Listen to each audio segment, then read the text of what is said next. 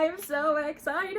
It looks so good. I hope this becomes a series and I haven't even read it yet. Hey everyone, welcome back to my channel. I'm Leandra the TBR0 and it's that time of year where we start discussing anticipated releases for 2025. I do have two that are going to be published in December and I have one that's published in April on the 1st and I'm too excited about it not to talk about it, but everything else is predominantly going to be published from January to March, highlighting the first quarter of 2025. These are also going to be mysteries. They will be across various subgenres, and there is one or two genre blends in the mix, which I'm really excited about. But without further ado, let's get into it because I've got 20 books to talk about today. A quick side note, if there are mysteries that I completely missed and you just want to make sure that they're highlighted in the comments, please be sure to provide those titles below. Also, why keep it to mysteries? If there's another book you're really excited about for January, February, or March, comment that too, because I really want to make sure that I know of all of the top books that are going to be coming out so I can add them to my TBR ASAP. Getting our December releases out of the way first, I am really excited for The Matter of the Secret Bride by Darcy Wilde. I'm very lucky to have an ARC from Kensington, but first I'm gonna have to read the book that comes before it, which is The Secret of the Lady's Maid. Thank you so much, Jess, from This Kiwi, for gifting this to me for my birthday. I'm really excited and I'm definitely gonna be reading it in December so that I can pick this one up right away. According to the press junket that came with the ARC, it says, Jane Austen meets Fleabag in Regency London. As a resourceful young woman with a talent for helping ladies of the ton with their most delicate and pressing predicaments, finds herself facing a task of royal proportions, literally. King George IV is petitioning Parliament for a divorce from his queen on the grounds of her adultery, but rumor has it that the king secretly married Maria Fitzherbert long before he married the queen. Now Mrs. Fitzherbert has been robbed, and she's frantically calling on Rosalind for help. As I said, this is a perfect series for anyone who likes Regency mysteries, and it comes out on the 24th of December. The last December release that I'm excited about is The Case of the Missing Maid by Rob Osler. This comes out of Kensington. It also has a pub date of the 24th of December, and it's the first in a brand new series called Harriet Morrow Investigates. Rob Osler delights with the first in a new historical mystery series set in turn of the 19th century Chicago, as America is entering its progressive era and Harriet Morrow, a bike-riding, trousers-wearing lesbian, has just begun her new job as the first female detective at the Windy City's Prescott Agency. Now for our first book that comes out in January 2025. It has a pub date of the 4th of January, and it's called The Cream Tea Killer by Judy Lee. Now this is the third book in the Morwenna Mutton mystery series, so keep that in mind, and it comes out of Boldwood Books. More often than not, mysteries can be read in any order. You don't have to start with book one. I have experience in that, but I'm not sure if this series actually requires you to read book 1 and 2 first. But honestly, the cover looks really fun, and I love the synopsis. Morwenna Mutton should be living the quiet life of a librarian and grandmother in Cornwall's beautiful Seal Bay, if only dead bodies would stop turning up. After the excitement of her last investigation, amateur sleuth Morwenna is looking forward to things getting back to normal. When local DJ Irina asks to meet, however, desperate to share information she has discovered regarding nefarious goings-on, Morwenna can't resist. But Irina never arrives for their drink. Instead, her body is washed up on the beach, an apparent victim of an accidental drowning. At once, keen wild bather Morwenna knows something is amiss, as Irina was a strong swimmer who knew the local conditions well. What had Irina uncovered, and who would want her dead? Next is The Serpent Under by Bonnie McBird. It's the 6th book in the Sherlock Holmes adventure series, coming out of Harper 360, and the pub date for now is the 7th of January. 2 years in a row so far, my best book of the year has been a Sherlockian retelling, so this feels like it's up my alley. Murder, Jealousy, and Deceit underscore 3 interlocking mysteries as Holmes and Watson take on a high-profile case at Windsor Castle, a boy drowned in the Serpentine, and a crusading women's rights activist who suspects a traitor in her organization. The cases send them into danger, into locales as varied as the palace itself, a dockland cannery, an arts and crafts atelier, and a gypsy encampment. But is there peril underfoot as well, right at 221 B Baker Street? The twisting, breathlessly plotted, conjoined mysteries that Bonnie McBird is known for provide a thrill ride that will delight Sherlockians worldwide.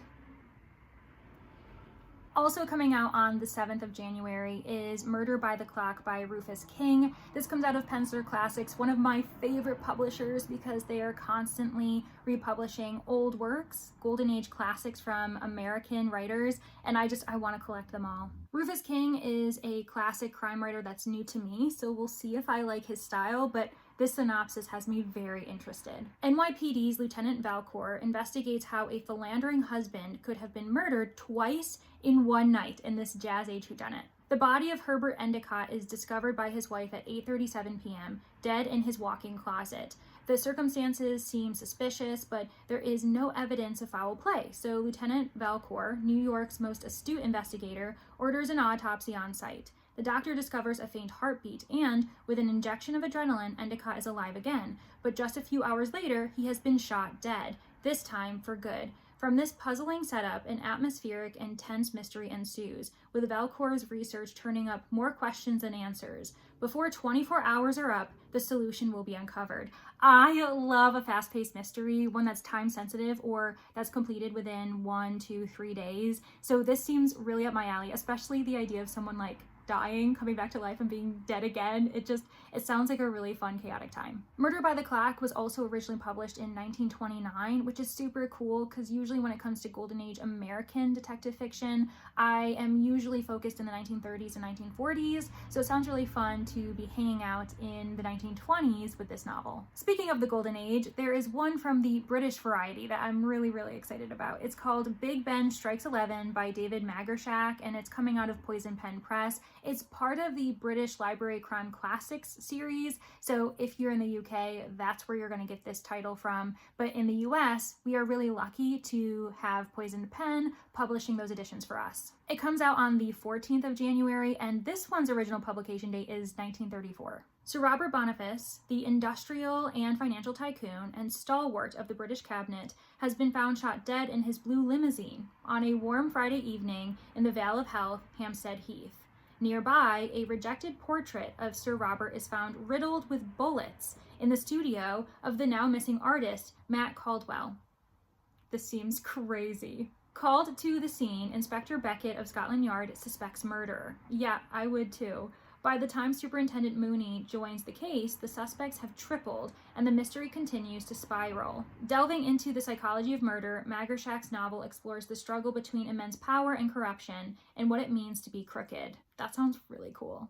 The final book that I'm excited about for January is A Death in Diamonds by S.J. Bennett. Now, this is the 4th book in Her Majesty the Queen Investigates. It comes out of Crooked Lane in the United States, and the pub date is the 21st of January. Now, I'm really excited about this one because I have an arc through NetGalley, but I don't know if it's really important for you to at least read book 1 first. So if you've read any of this series, please let me know in the comments if I really should be squeezing in book 1 before I dive into book 4. 1957 England. Young Queen Elizabeth II is finding her way in post-war Europe, trying to repair friendships with foreign governments. Advised by her father's old courtiers, the Queen suspects that they may not have her best interests at heart. One of them is trying to sabotage her public appearances. That much she is sure of. When 2 bodies turn up in Chelsea, the Queen finds herself unwillingly used as an alibi for somebody very close to her. With the reputation of the monarchy at stake, Elizabeth knows she can't face these challenges alone.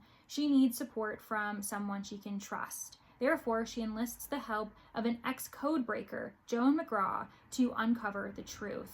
But as Elizabeth and Joan are uncovering secrets from the past, the clock is ticking, and they are in more danger than they know.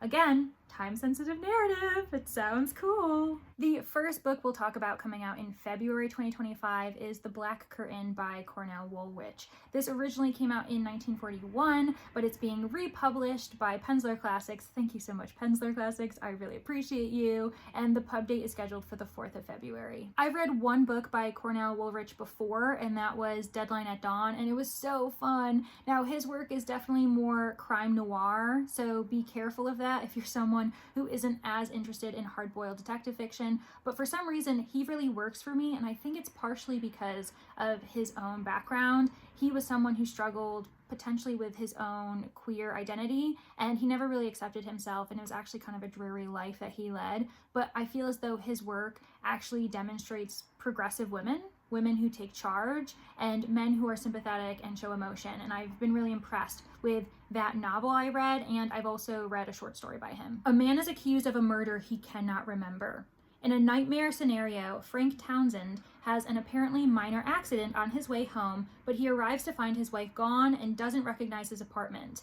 He had gone to work on a normal day, but didn't return for more than 3 years. Suffering from amnesia, he has to rediscover his, Suffering from amnesia, he has to rediscover who he is, where he has been, and what he has done. A curtain has fallen to cut off all memories of his life. From among the memories he wants to recover is whether he has committed the murder of which he has been accused. A mysterious stranger with a gun has been following him while he attempts to simultaneously understand what has happened in his past while doing all he can to extricate himself from a seemingly hopeless situation and regain his reputation. He does not yet know that he is in great jeopardy, and there is no one he can trust to rescue him from the abyss. Oh my gosh. It looks so good, and also I love the cover. Honestly, Pensler Classics, keep up the good work because these covers are gorgeous. Also coming out on the 4th of February is actually the only mystery that's middle grade on my list. It's Watching by Lindsay Curry. This comes out of Delacorte Press, and I'm really excited to read it, but I also have The Mystery of Locked Rooms on my TBR by Lindsay Curry, so I need to play some catch up and finally try this author. A chilling middle school novel from the New York Times best-selling author of Scritch Scratch, 3 kids must discover who or what is terrorizing them after receiving an ominous meme on Halloween night. I don't know how I feel about memes being in a story now that I think about it, but we move forward. It also feels as though it might be a horror mystery genre blend, so on Halloween night, Josie and her 2 best friends, Jackson and Allison, sneak into the infamously haunted Bachelor's Grove Cemetery. They are hoping to prove the existence of a famous ghost to secure coveted editorial spots on the school newspaper. Instead, they are chased out by a security guard before they gather any evidence, or so they think. Later, a sinister meme appears on their phones. It's an image of the Phantom Farmhouse, an evil apparition rumored to appear to unlucky visitors at Bachelor's Grove, luring them in and never letting them out, with the words "I'm watching" dripping down the screen. Soon, strange and scary things begin to happen all around them. When a second meme from the same number arrives, this time with a countdown, they realize they have only 3 days to figure out who is terrorizing them. As they investigate, the trio must use their journalistic skills to uncover the truth, or risk becoming a part of the graveyard's sinister past forever. So there is a mystery to solve. Who is the person terrorizing them? Yeah, that sounds really fun. Next is Someone from the Past by Margot Bennett. This comes out on the 11th of February from Poisoned Pen Press. It's another title that you can also access through the British Library Crime Classics. This again would be a new to me author, which is probably why I'm especially excited to look into this novel. Sarah has been receiving threatening anonymous letters seemingly from a former lover. Ooh, Poisoned Pen narrative, love that. Just one day after revealing this information to her coworker Nancy, Sarah is shot and found in her bedroom by one of her past flames, Donald. Desperate to clear any evidence of Donald's presence at the scene for her own infatuations, Nancy finds herself as the key suspect when she is discovered in the apartment. As the real killer uses the situation to their advantage, Margot Bennett crafts a tense and nuanced story through flashbacks to Sarah's life and loves in this Gold Dagger award-winning story of deceit and murder. Coming out on the 25th of February is A Slash of Emerald by Patrice Micdonough. It's the second book in the Dr. Julia Lewis mystery series coming out of Kensington. I did receive an ARC for the first book, Murder by Lamplight, and I still haven't read it, but that doesn't change the fact that I'm really excited for this sequel. London, 1867. Among the genteel young ladies of London society, painting is a perfectly acceptable pastime, but a woman who dares to pursue art as a profession is another prospect indeed. Dr. Julia Lewis, familiar with the disrespect afforded to women in untraditional careers, is hardly surprised when Scotland Yard shows little interest in complaints made by her friend, Mary Allingham, about a break-in at her art studio. Mary is just one of many lady painters being targeted by vandals. Painters' sitters are vanishing too, women viewed by some as dispensable outcasts. Inspector Richard Tennant, however, takes the attack seriously, suspecting they're linked to the poison pen letters received by additional members of the Allingham family. For Julia, the issue is complicated by Tennant's previous relationship with Mary's sister-in-law, Louisa, and by her own surprising reaction to that entanglement. Ooh, we've got drama, but we also have missing persons, poison pen letters. I mean, it's a recipe for something I would really enjoy. Another book coming out on the 25th of February is Big Name Fan by Ruthie Knox and Annie Mayer. I love the idea that this is a dual writing team. I can't wait to see how that actually progresses. Plus, this is a queer cozy, a quozy, which is something we are seeing more and more, and I love that for us. So this is coming out of Kensington, and thank you so much, Kensington, for sending me another arc, because I will be digging into this as soon as I can. Blending the genre pushing of Vera Kelly Is Not a Mystery with a sapphic romance that fans of Rizzoli and Isles will love, Ruthie Knox and Annie Mayer pen a twisty mystery and co-stars to lovers story that is also an enthusiastic ode to fandom culture. I am always intrigued by a narrative that follows like television, Hollywood, so I think we're gonna have a good one here. And the last book that's coming out on the 25th of February is A Cold Dose of Murder by Emily George. This also comes out of Kensington,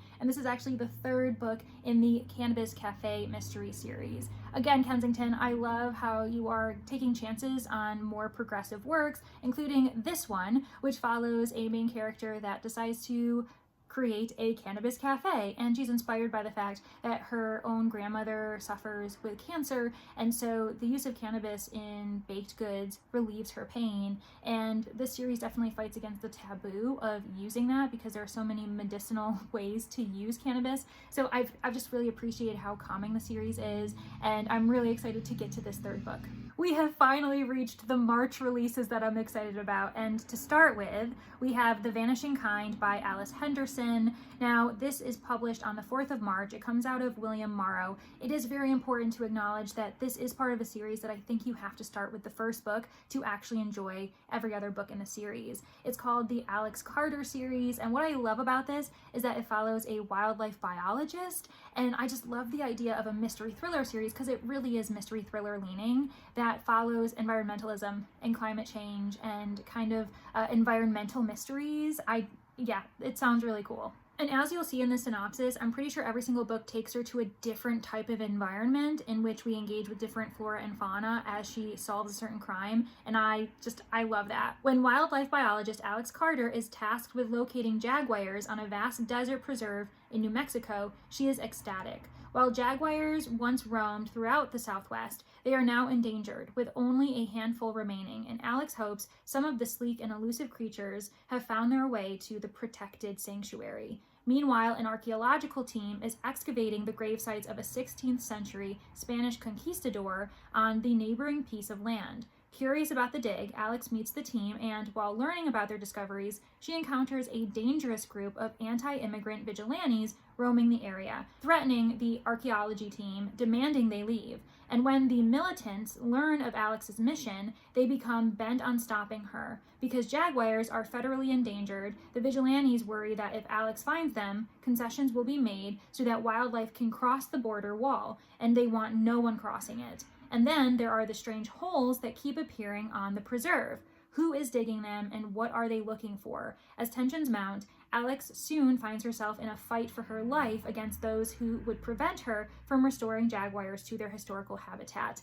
I mean, if a book wasn't made for me, I really do need to read the first book in this series, because I'm obsessed with all of the social commentary, all of the discussions on preservation, and it seems perfect. Another book coming out on March 4th is Cat's Claw by Dolores Hitchens. This is another book coming out of Penzler Classics, and the reason why I know it's the third book in the Rachel Murdoch mystery series is because it seems as Penzler is publishing them in order. Sometimes it depends on, publication rights, copyright, whether you are allowed to do it in order, but I know that they are because I own the first two books in this series, and I'm really excited for this third one. I say I'm really excited, but I haven't read any of the books. I know, I'm really terrible, but I can't help but get excited about a series that features a cat and an elderly sleuth.